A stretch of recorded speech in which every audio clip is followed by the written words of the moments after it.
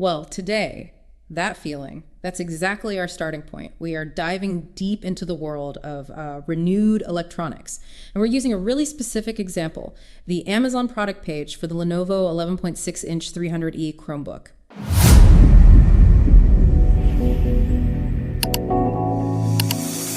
Have you ever been scrolling online, you see a tech deal and just think, hang on, that price? That can't be real, right? Maybe it's a laptop, phone, whatever. Our mission, basically, is to unpack what renewed truly means. You know, the promises, the potential pitfalls, and really what you need to think about before you jump on what looks like an amazing deal like a touchscreen laptop for $58.99. We're going to try and pull apart all the layers here. Yeah, and what's kind of remarkable is how much you can actually figure out about a whole product category just by looking closely at one really popular listing like this. It highlights that constant push and pull, doesn't it, between like the appeal of saving money and sometimes the harsh reality of what actually shows up. Balancing expectations is key. Okay, so let's zoom in on this specific device. The Lenovo 11.6-inch 300e Chromebook Touchscreen LCD 2-in-1. The model is 81H000000US. And it's not just a standard laptop, it's a 2-in-1, so it flips around into a tablet, and touchscreen included. Specs-wise, under the hood, it's got a MediaTek M8173C Quad-core processor running at 2.1 gigahertz, comes with 4 gigs of LPDDR3 RAM and 32 gigs of flash memory storage, and it runs on Chrome OS, which is, famously lightweight. And crucially, this specific one isn't new, it's renewed. And it usually sells for that eye-catching $58.99 price. But here's the kicker, like you said. It's listed as the #1 bestseller in 2-in-1 laptop computers. And it says 1K plus bought in past month, which really makes you stop and think, right, given that it is renewed, why is this so popular? Is it purely the price tag or is there something else going on? That's a great question. Is everyone just chasing the absolute lowest price? Maybe. So let's look at what Amazon Renewed actually promises. They call it a trusted destination for products that are inspected, tested, and refurbished as necessary to be fully functional. Okay, sounds pretty solid on the surface. And they list benefits like quality you can afford, obvious savings there, and products you can trust. They say they're professionally inspected, tested, cleaned, and refurbished as necessary by Amazon qualified suppliers. It paints this picture of, reliable tech that won't break the bank. And if you zoom out a bit, Amazon Renewed also talks about the purchases with an impact angle, extending product life, reducing e-waste, tapping into those sustainability values. But when you dig into the fine print, what you should actually expect, well, it gets interesting. Accessories might just be equivalent, not original. Packaging could be the original box or just a new and clean cardboard box. And here's a big one, cosmetic conditions. They span this wide range, premium, excellent, good, or acceptable. Acceptable. That last one feels like it could mean almost anything. Exactly. It leaves a lot of room for interpretation. And maybe Amazon kind of anticipates that vagueness because they also push optional protection plans pretty hard. Seems like a safety net. Like there's often a 2-year protection plan from Asurion offered for around $18.99 for this device.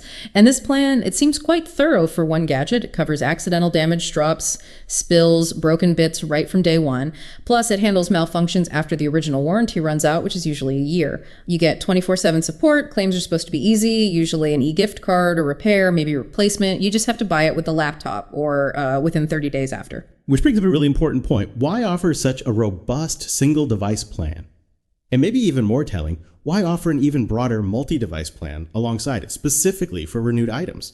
There's this complete protect plan. One plan covers all eligible past and future Amazon purchases. It's like $16.99 a month. It covers basically all your eligible Amazon stuff unless it's for commercial use. Malfunctions, failures, drops, spills on cordable things, it's incredibly broad. Covers stuff bought in the last year, plus new things going forward, kicks in 30 days after you sign up. Up to $5,000 in claims per year, no hidden fees, renews monthly. The fact that these extensive plans even exist, well, it's not just a nice-to-have safety net. It feels like a strong signal from the sellers, doesn't it?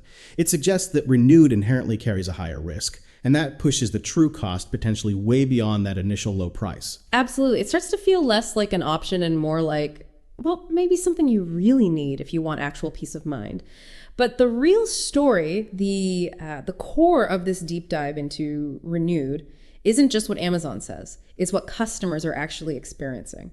So we need to look at the reviews for this specific Chromebook. The overall rating, 3.9 out of 5 stars. That's from, 2,852 global ratings. Now, 3.9 That signals a pretty mixed bag. Here's where it gets really interesting. It really does. I mean, that star breakdown is incredibly telling. You've got 59% giving it 5 stars, which sounds okay. But then a significant chunk, 15%, give it just 1 star. That's not just a few outliers. That's a real slice of buyers having major problems. Even the AI summary, Amazon provides notes mixed experiences with the Chromebook's functionality. It says quality and value for money receive mixed reviews, and touchscreen capability and sturdiness show mixed results. It's almost perfectly mirroring the star breakdown. It really is. Sounds like a complete lottery, doesn't it?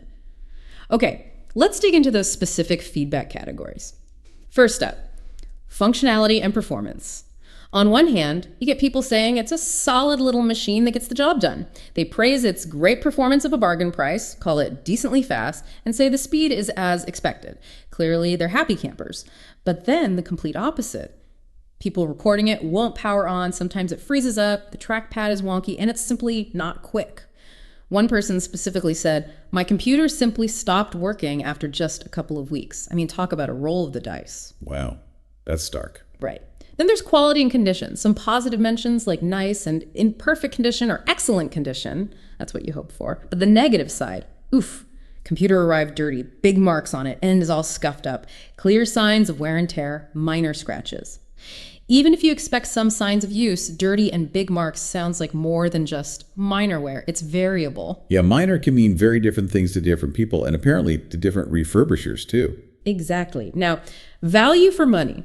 Predictably, it's seen as a steal, a bargain price, excellent value by those who got a good unit. But for the unlucky ones, it was a waste of money and time. And they point out, maybe fairly, it's not a powerhouse. So its value depends entirely on whether it actually works properly for you. Makes sense. If it brings quickly, it's not a bargain at any price. Precisely. How about the touchscreen capability? Again, totally split.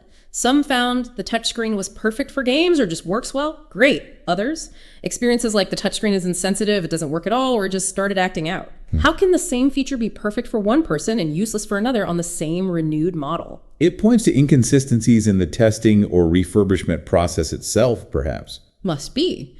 And then there's charging capability and ports. Some good news. No charging issues. Battery life has been acceptable. Okay, basic functionality. But the negatives are quite alarming. Charger doesn't work at all. Charging port is a bit finicky. That sounds annoying. And battery dies almost twice as fast as expected. Plus, this is a big one for some, reports that it did not include the advertised HDMI port. That's not a condition issue. That's a missing feature. Wow, yeah, missing a port is a whole different level of problem. And finally, sturdiness. Again, mixed. Some felt the build quality was okay for the price. Others mentioned a bit tinny audio, which might be expected at this price point, but also missing screws on the monitor. Missing screws. Okay, that's, yeah. It really sounds like you have absolutely no idea what condition the device will arrive in. It absolutely sounds like a gamble, yeah. It just perfectly highlights the lottery aspect of buying renewed. But what's also fascinating, despite all these potential quite serious issues, is how some customers still found specific practical uses that made it worthwhile for them. You know, we saw descriptions like coffee shop companion for just light tasks, or travel buddy for basic connectivity, a kitchen recipe reader using that two-in-one design, or just a simple task machine for email and browsing. It suggests that, you know, if you were lucky enough to get a functional unit and your needs were pretty basic, then the device actually fit that niche perfectly. That ultra low price point makes it attractive, even if it's just for one specific non-critical job. Right. So pulling this all together, what does this actually mean for you, the listener, if you're eyeing up a renewed gadget like this? Well, what we've kind of unpacked today is this fundamental tension, isn't it? You've got the really compelling low price of renewed electronics. I mean, $58.99 for a touchscreen Chromebook sounds amazing. But that's up against these very real, incredibly varied customer experiences. You might get something pristine, a total steal. You might get something that breaks immediately, arrives dirty, or is missing parts. It really becomes a game of managing your own expectations, knowing what features you absolutely need to work, and just acknowledging that question mark over reliability that comes with the renewed label. Yeah, it's clear that renewed isn't some single uniform standard. It just isn't. And while, yes, it offers a way more accessible entry point to tech for many people, and it does help reduce e-waste, which is good, it also demands that you, as a buyer, have a discerning eye. You need to be willing to understand the potential trade-offs involved. And the fact that these robust protection plans are so readily available, well, it signals that even the sellers expect a certain percentage of these units to have issues. It really suggests a renewed product isn't always just like new, but cheaper. It's more of a calculated gamble, really. A gamble with potentially big savings, sure, but only if you're prepared for the possible downsides. So here's something to think about.